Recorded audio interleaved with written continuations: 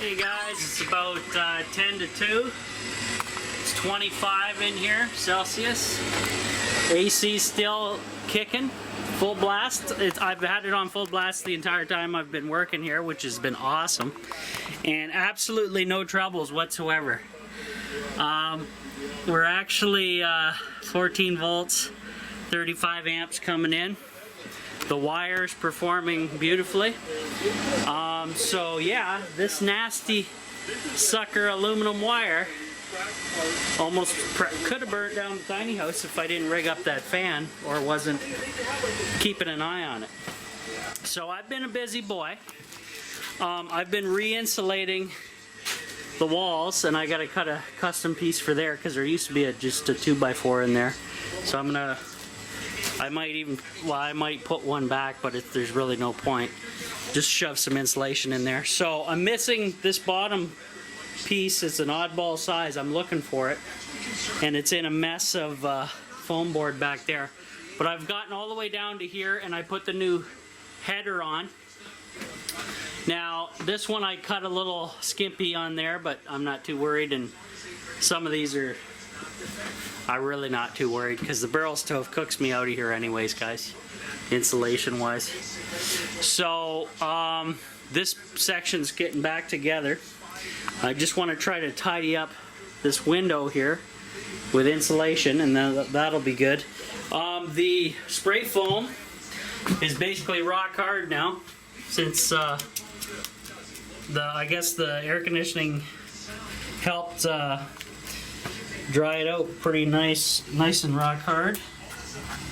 That one's still a little soft, but that's a bigger chunk. So this has all been filled in. I'm pretty happy with everything so far. What I did as well is I spray foamed inside around my drain pipe for the tiny house. So this has all been spray foamed in and around there. You can't really see the top because it's back inside behind the insulation, but I filled that entire gap so no critters or moisture or anything comes in, just in case. But it's totally foamed on the outside anyways. So yeah, we're doing good. I'll give you an update on how the water's draining. We're down to this level now, and that will drain all my tanks completely. So I'm not going to move them today per se, because I'm not going to wait around for that water to drain. Sorry, just not going to happen. Actually, what I should do, I'm going to open up this full bore now. I had it on quarter shut. I'll open it up full blast, and that way when it gets totally empty, it'll be less restriction for it to go out. But yeah, we're coming, guys. So I'm just looking for this bottom piece. I have the top piece. I found the top piece that broke off, fitted in like a puzzle piece. So this piece goes up in there, and then I just need this bottom section of this stuff to fit. And that'll be fun to find that, because it's a particular size. Actually, is this it? Oh my. It is! Jackpot! Woohoo! Sweet. So I'll put that in. That'll be it. Getting kind of hungry time. So hungry time for Rob, time to eat someday. But I think I put a good dent in it today. I'm gonna come back tomorrow and hit her again. Little update. I made some RSO at home. I actually bought the government crap weed, and I concentrated it into some RSO. Now, last night, as precautionary, since I haven't taken any marijuana in a long time, I put it on this mole just on my skin. Because apparently moles can turn into cancer eventually. I've heard that.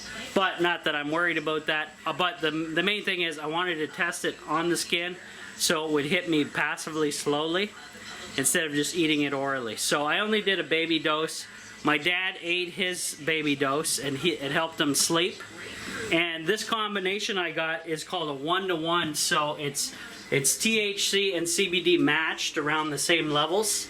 So I concentrated that into RSO, and to bring it up to like a good potent level.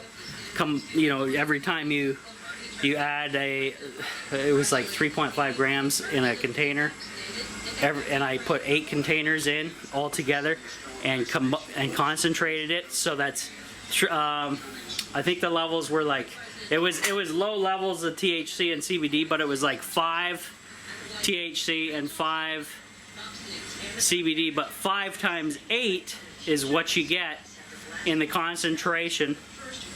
And I know it's low, it's not really, it's like a lower thing, but this is I'm trying to find the balance where you don't have like the paranoia. It's just a nice relaxed medical, and it's all indica stuff, so that's what you're looking for. But if you're looking for energy, you want to go sativa, just so you know. So I'm gonna eat some tonight, a bigger dose, and I'll give my dad a bigger dose as well. And we take it around 10 o'clock at night, just to try it out. It helps you get ready for bed and whatever.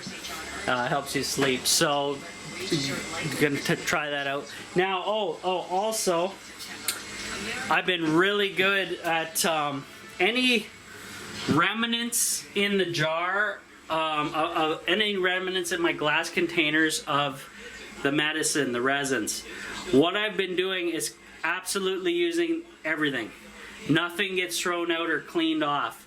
Well, it does in a way. So when I drain out the RSO, there's always remnants left in your container. So what I did was I threw in coconut oil, and coconut oil is a carrier of other oils. So the RSO mixes really well with other oils. So they'll combine, and then you can make a salve, or you can eat the stuff, because coconut oil is safe to eat, but you only use organic coconut oil. So you can eat it, or I use it as you could use it as a body rub for aches and pains, stuff like that, problem areas, or you can just eat it, whatever. Put it in food if you want, whatever. But I'm not too big on the baking and all that stuff, so that's what we do.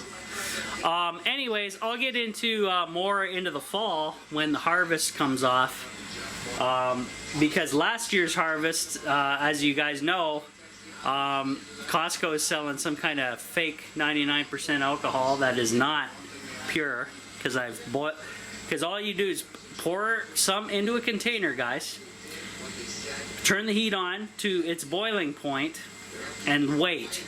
And if anything's left in there, or any weird sheens or stuff in there, then you know it's not 100% pure.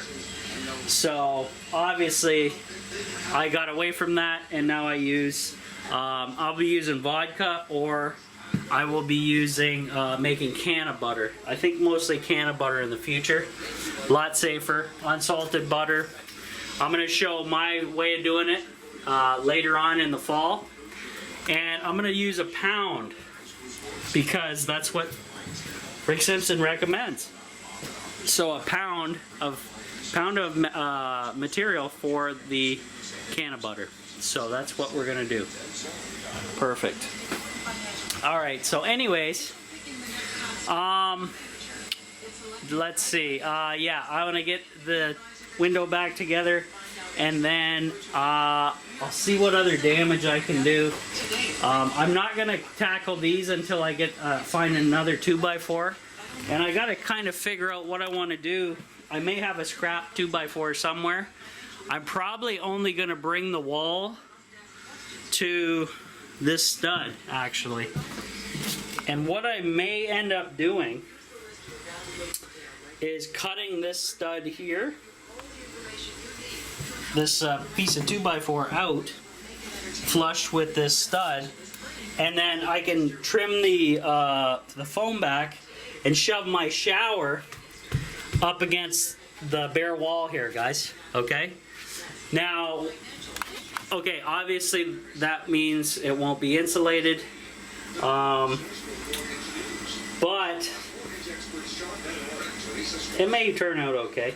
Though my plumbing may have to change when I do that, but that's not a big deal because then I can just go this way, put a 90, another 90, and then back in to the plumbing. I think I'll do that, but I'll add a Fernco there, obviously. And that way I have the shower tighter to this wall, and it won't be, this wall won't be insulated because it's just wood. I don't think I'm gonna have an issue. You guys let me know if you think I am, because this is a 1-inch thick solid wood wall. This white you're looking at is a fiberglass coating or a sheet or laminated sheet that's over top either side of the wood, the 1-inch solid piece. So I think that's fine. I just shoved the shower right up close to the wall without insulation. I think we're gonna be fine. And then once the tanks are drained, I can move them over here. I obviously got to move the shower out further for then. But till then, no worries. And go from there. And I think it's Tuesday today, so yeah, it is. So there'll be some stuff on TV. So I better get back to it, guys. Talk to you in a bit.